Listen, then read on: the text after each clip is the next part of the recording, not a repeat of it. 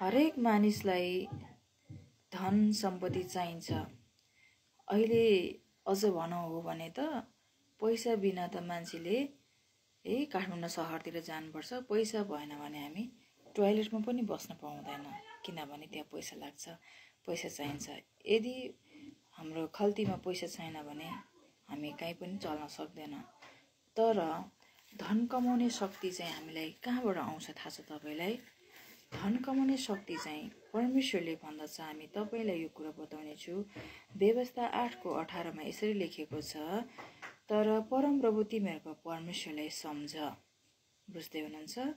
परमप्रभु तिमीहरूको परमेश्वरलाई सम्झ, किनकि उहाँले नै तिमीहरूलाई धन सम्पत्ति प्राप्त गर्ने शक्ति दिनुहुन्छ। बुझ्नुभयो? साँच्चै नै हामी आफ्नो बलले, आफ्नो शक्तिले हामी धन कमाउन सक्दैनौँ, पैसा कमाउन सक्दैनौँ है। हामीले धन कमाउनको लागि चाहिँ परमेश्वरलाई सम्झिनुपर्छ। परमेश्वरले सम्झिनुपर्छ भनेको के हो? मात्र परमेश्वर भनेर मात्र हामीले त्यो पनि पुग्दैन। अनि प्रभु येशूले भन्नुभएको छ मत्ती 6:33 पहिला उहाँको राज्य र उहाँको धार्मिकताको खोजी गर, त्यस पछाडि त्यो सबै चिज तिमीहरूलाई स्वर्गमा हुनुहुने पिताले थपिदिनुहुनेछ भन्नुभएको छ। अनि हामीले परमेश्वरले चाहिँ खोजी गर्नु पर्यो।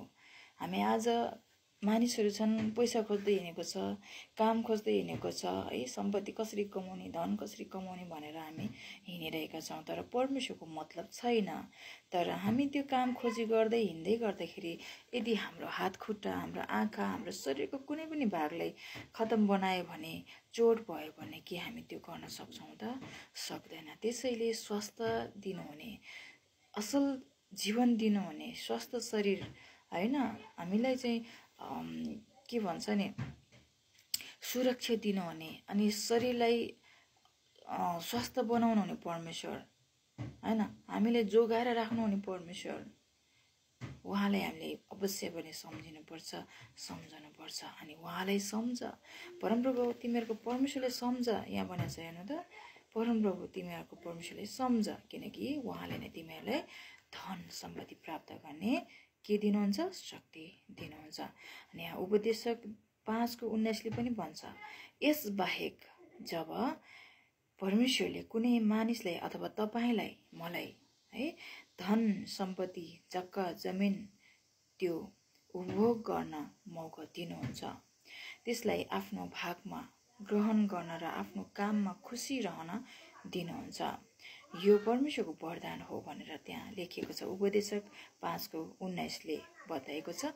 अनि साँच्चै परमेश्वर चाहिँ हामीलाई सबै कुरा दिनुहुने परमेश्वर हुनुहुन्छ। परमेश्वर चाहिँ हाम्रो लागि सब थोक दिनुहुने परमेश्वर हुनुहुन्छ। जस्तै हाम्रो हात हेर्नु त, यो औँला, कोही मान्छेहरूले यो औँलालाई काटेर होइन यो यसरी बनाएको हो र? कति आनन्दले हाम्रो सृष्टि भएको छ, हाम्रो रचना भएको छ परमेश्वरले। आँखा, नाक, कान, कपालमा टाउको राम्रो देख्नलाई कपाल हो किन भन्नुहोस् त? तपाईँहरू सबैजनालाई त्यो परमेश्वरले दिनुभएको छ। त्यो सृष्टिकर्तालाई तपाईँले चिन्नुपर्छ। तपाईँ यदि आफ्नो धुनले संसारमा हराउँदै हुनुहुन्छ भने होसियारी हुनुहोस्।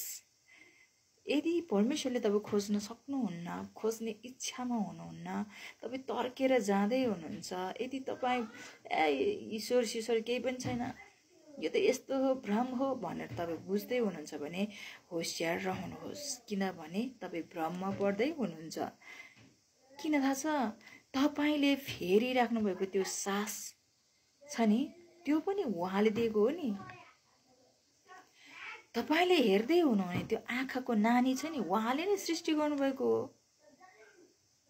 तपाईँको ओठ, तपाईँको मुख, तपाईँको जिब्रो, तपाईँको दाँत, तपाईँको कान, तपाईँको सबै कुरा, कपाल होइन, तपाईँको खुट्टा, तपाईँको जे जति आन्द्र भुँडीदेखि भित्र खाना पच्ने नपच्ने होइन, खाना खाएपछि त त्यो हुन्छ नि होइन, खानाको रस कतापट्टि, त्यसको के भन्छ नि, रस एकापट्टि अनि त्यसको बोक्रा एकापट्टि गरेर त्यसले निकाल्ने सबै कुरो परमेश्वरले बनाउनु भएको छ क्या मित्र। त्यो तपाईँ र मैले साँच्चै बुझ्नुपर्छ आज। अनि त्यसैले प्रभु येशूमाथि विश्वास गरी भरोसा गरेर तपाईँ आफ्नो जीवनलाई अर्थपूर्ण बनाउनुहोस्। जस्तै हामीले कमाउने धन पैसा भनेको चाहिँ अहिले आउँछ हातमा, तर एकैछिनमा कहाँ जान्छ। अनि बाइबलले भन्दछ पैसाको चाहिँ पखेडा 6वटा पखेडा हुन्छ अरे। 6वटा पखेडा भएको पैसा हामीले त्यो पैसालाई पछ्याउँदै हिँड्यो भने के अर्थ हुन्छ र?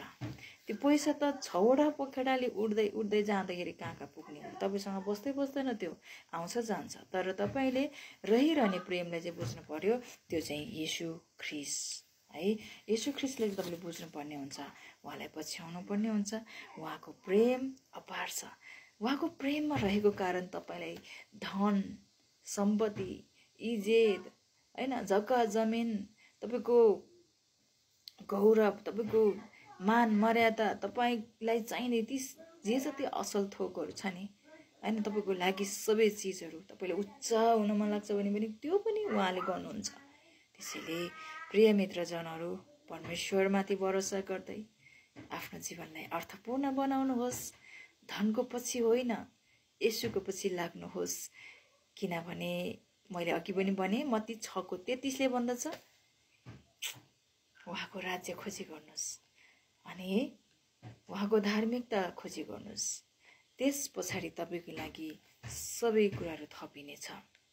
तर तपाईँ त्यो बाहेक अन्त भौतारिनुहुन्छ भने चाहिँ तपाईँको आफ्नो जीवन पनि नष्ट, त्यो कमाएको पनि कहाँ जान्छ, कहाँबाट आउँछ, कहाँबाट उड्छ, थाहा नै हुँदैन। त्यसैले प्रियजनहरू, कुरा बुझ्नुहोस्, बाटो लाग्नुहोस् है त।